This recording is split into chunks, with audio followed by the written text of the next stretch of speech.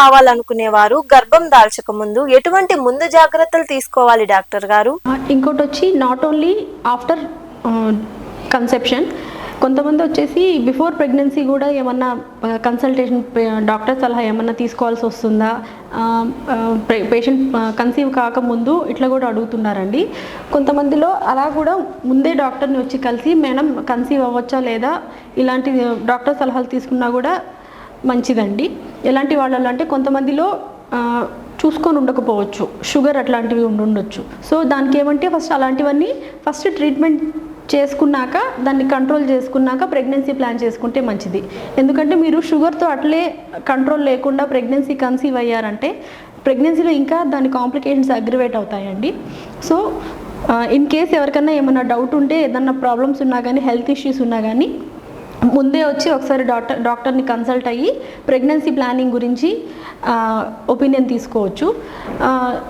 ఇంకా కొన్ని కేసెస్ అయితే ఫర్ ఎగ్జాంపుల్ కొంతమందికి ఫిట్స్ ఉంటాయి, ఎపిలెప్సీ అంటారు. సో చిన్నప్పటి నుంచి ఫిట్స్ ఉంటాయి, వాళ్ళు ఏదైనా మెడికేషన్ వాడుతూ ఉండొచ్చు.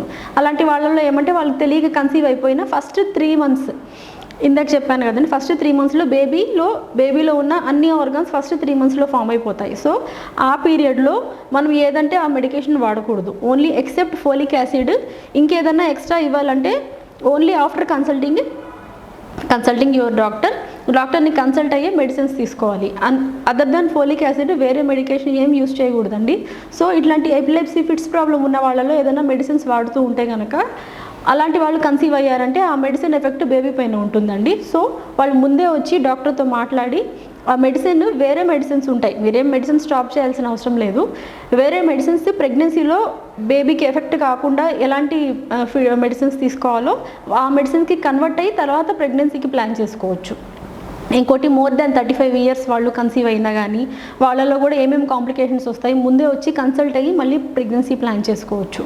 ఇంకోటి రిపీటెడ్గా అబార్షన్స్ అయి ఉంటాయి కొంతమందికి, ప్రెగ్నెన్సీ లైవ్ బేబీ లేకుండా కంటిన్యూస్గా 3rd monthలో 4th monthలో అబార్షన్స్ అవుతూ ఉంటాయండి.